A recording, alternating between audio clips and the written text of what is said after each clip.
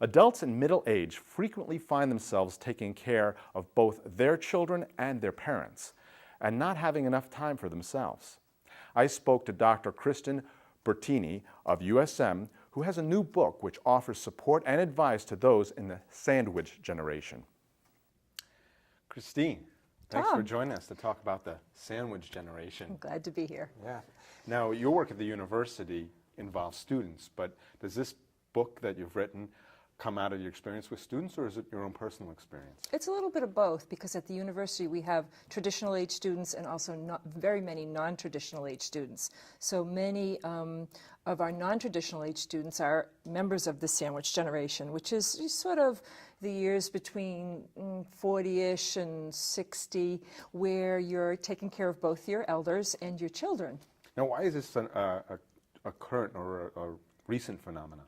Well, we have the baby boomers now. So what's happened is young adults are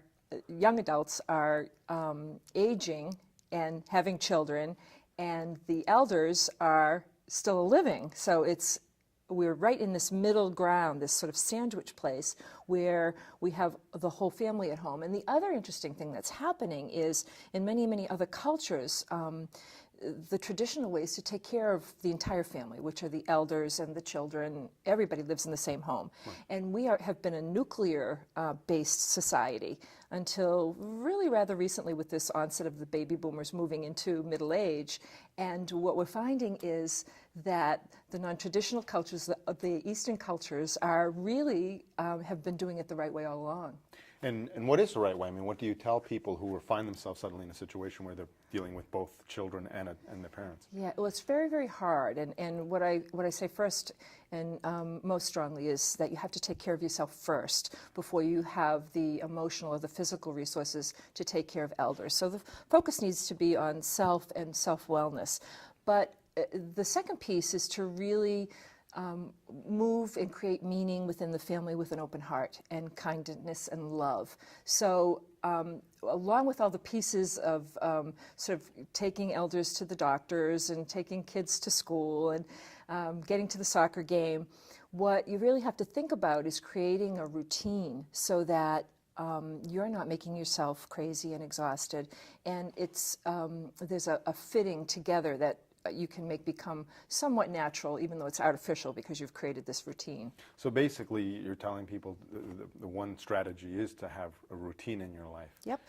Well, the first strategy is to do self-care. Second strategy is to build a routine, because without the routine, you'll just find it becomes very, very chaotic. And even if you're only raising children or only taking care of elders, or even if you just have a partner in your life, without that routine, it can become pretty crazy day to day. Yeah, it seems like that you, by taking care of yourself too, though, you're adding more to your schedule, because now you're taking care of your children, you're taking care of the elders, you have to find time for yourself, and you're just going from one thing to another. Yeah, what I want you to do, though, is think about your life as a pie. And within that pie, there are probably 8 slices, and each slice is equally as important as another, and there has to be a slice for the self. And that needs to have it has to maybe be the bigger slice. Self, work, partner. Oh, let me revise that. Self, partner, work, children, elders, spirituality, exercise. So what you want to do is think about, if you're caught in this place where you're balancing multiple balls in the air, is to create your own pie, look at what your slices look like, and realign it so they're more even. And what you're saying, and too, more balanced. Is that that's the way life used to be, and other cultures still have it that way. Yes, they do. So does it become organic after a while, do you think? I would hope so, because I think it's just such a lovely way. I absolutely am right in the middle, the thick of it.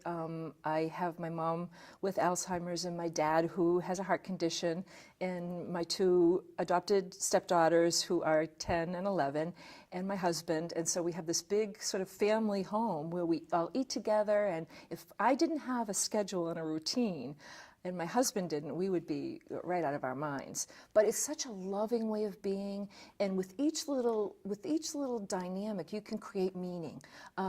So, for example, the tradition of a baseball game with my dad and my daughter. and my husband. Those three like to do that, and that becomes a family ritual, a family tradition. With my mom, it might be a television show that we all watch together because her Alzheimer's obviously impacts on us. You make it sound very, very, easy, like a flowing not sort of easy. situation. Well, obviously because you wrote a book on it, so Yeah. that's probably what people really need to do is get the book.